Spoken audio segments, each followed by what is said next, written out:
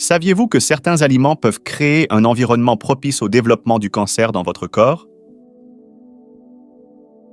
Dans une vidéo précédente, l'experte en santé de renommée mondiale Barbara O'Neill a partagé 7 aliments alcalinisants qui peuvent aider à tenir le cancer à distance.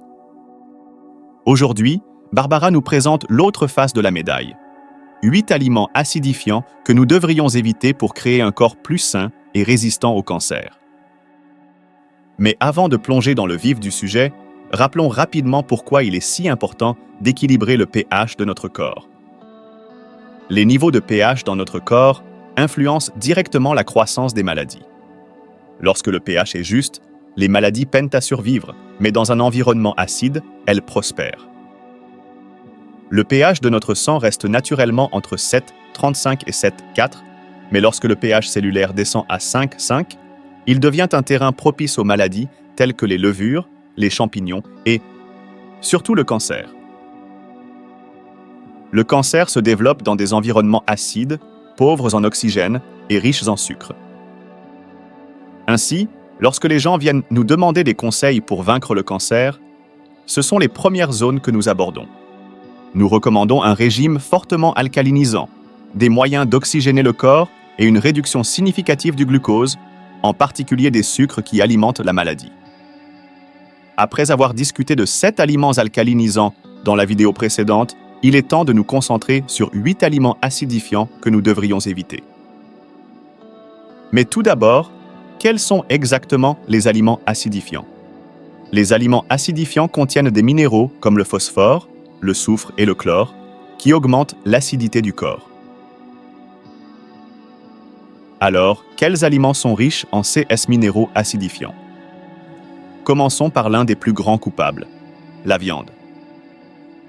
Cela explique pourquoi le Dr Colin Campbell a découvert qu'il pouvait activer et désactiver les cellules cancéreuses en fonction de la quantité de viande et de produits laitiers qu'il donnait à des rats de laboratoire. La viande rouge, en particulier, ainsi que la viande transformée, sont parmi les aliments les plus acides de l'alimentation occidentale. La viande rouge est riche en protéines et en phosphore, ceux qui augmentent considérablement les niveaux d'acidité dans le corps. Ensuite sur la liste, nous avons le blé, spécifiquement le blé hybridé. Le processus d'hybridation a considérablement augmenté les niveaux de minéraux acidifiants dans le blé. Mais puisque le blé joue un rôle majeur dans notre alimentation, examinons pourquoi il est problématique. La forme originale de blé, connue sous le nom d'épeautre ou d'amidonnier, était créée avec une structure protéique fragile, gluten. Il y a des milliers d'années, cet épeautre s'est naturellement croisé avec des herbes sauvages, produisant ce que nous appelons aujourd'hui le blé amidonnier. Bien que moins fragile, le blé amidonnier a toujours maintenu une structure de gluten assez simple. Cependant, dans les années 1950, le blé amidonnier a subi un croisement intense, résultant dans le blé hybridé que nous voyons aujourd'hui. Ce processus a radicalement altéré la structure du gluten et des protéines, le rendant incroyablement complexe et difficile à digérer. De nos jours, seul un système digestif en fonte peut décomposer le gluten coriace trouvé dans le blé moderne. C'est pourquoi tant de personnes souffrent aujourd'hui d'intolérance au gluten. D'ici les années 1990, presque toutes les pâtes, pizzas, biscuits, gâteaux, cookies, beignets, céréales et pains étaient fabriqués avec du blé hybridé. Les agriculteurs l'adoraient, et on les comprend. Ils pouvaient produire 6 fois plus de grains par acre. Cette variété de blé a été rapidement mise en production pour aider à combattre la faim mondiale, mais les études de sécurité cruciales ont été omises en cours de route. C'est une raison majeure pour laquelle l'intolérance au gluten est devenue si répandue aujourd'hui. Les 2 symptômes les plus courants de l'intolérance au gluten sont le brouillard cérébral et les ballonnements. Passons au 3e aliment acidifiant, la caféine. Les aliments et boissons caféinés ont tous un effet acidifiant sur le corps. Les régimes riches en protéines animales, en caféine et en aliments transformés mettent une pression supplémentaire sur les systèmes de régulation du pH du corps. Pour maintenir l'équilibre du pH, le corps doit puiser dans ses réserves de minéraux alcalins, comme le sodium, le potassium, le magnésium et le calcium. Avec le temps, Cette déplétion peut rendre une personne plus susceptible aux maladies chroniques et dégénératives. Pour aggraver les choses, la caféine est souvent associée au sucre, ce qui intensifie l'acidité. Pensez à Coca-Cola avec son pH de 2,6, c'est une combinaison puissante de caféine et de sucre. À ce niveau, c'est carrément toxique pour le corps. Il n'est donc pas surprenant que le sucre raffiné figure également sur la liste des aliments acidifiants. Bien que le sucre lui-même ait un pH neutre de 7, il devient acidifiant une fois métabolisé.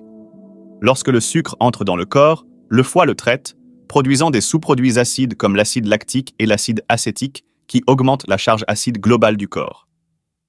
De plus, le métabolisme du sucre épuise les minéraux alcalins importants tels que le calcium, le magnésium et le potassium, essentiels pour neutraliser les acides.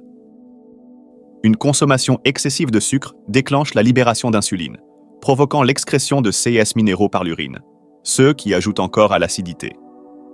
De plus, le sucre perturbe le microbiome intestinal en favorisant les bactéries productrices d'acide, ce qui ne fait qu'aggraver la situation.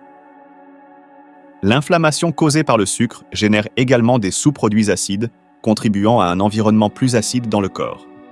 Une autre entrée surprenante sur la liste est le fromage vieilli. Que donne à la fourme d'Amber ces veines bleues caractéristiques? C'est de la moisissure. En général, les fromages vieillis sont hautement acidifiants. Cependant, les fromages frais comme le cottage et la ricotta ont tendance à avoir un pH plus neutre, plus proche de 7.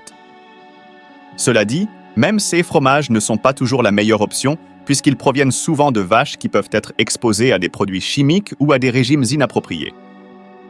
En général, les produits laitiers sont considérés comme des aliments acidifiants. Cette classification est basée sur le concept de charge acide rénale potentielle, PRAL, qui mesure l'impact des aliments sur l'équilibre acide ou alcalin du corps après qu'ils aient été digérés et métabolisés.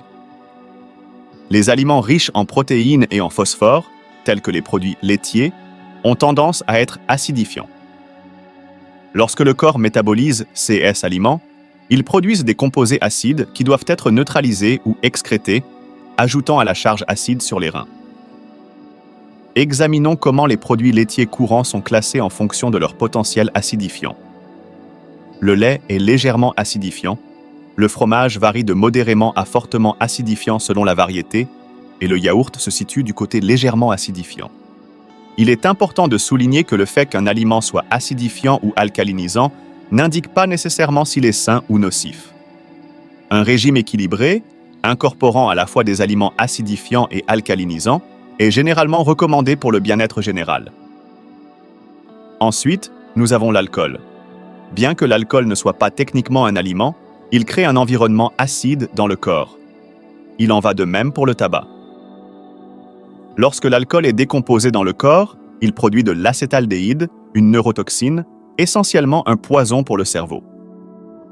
Il est clair que les neurotoxines sont quelque chose que nous voulons éviter. Cela signifie-t-il que vous devez éliminer tous les aliments acidifiants? Heureusement, la réponse est non. Pour maintenir un niveau de pH sain autour de 6,5, il est recommandé que nous consommions environ 20% d'aliments acidifiants et 80% à 70% d'aliments alcalinisants. Et bien sûr, ces 20% devraient provenir de sources nutritives comme les légumes verts, les légumineuses et les noix. Cependant, au sein de ces groupes, certains articles sont toujours acidifiants. Par exemple, les céréales, à l'exception de celles du côté alcalin, sont acidifiantes. La plupart des légumineuses, à l'exception des haricots de Lima, des lentilles et du soja, ont un effet acide. Il en va de même pour les noix, à l'exception des amandes et des noix du Brésil, qui sont parmi les quelques-unes qui sont alcalinisantes.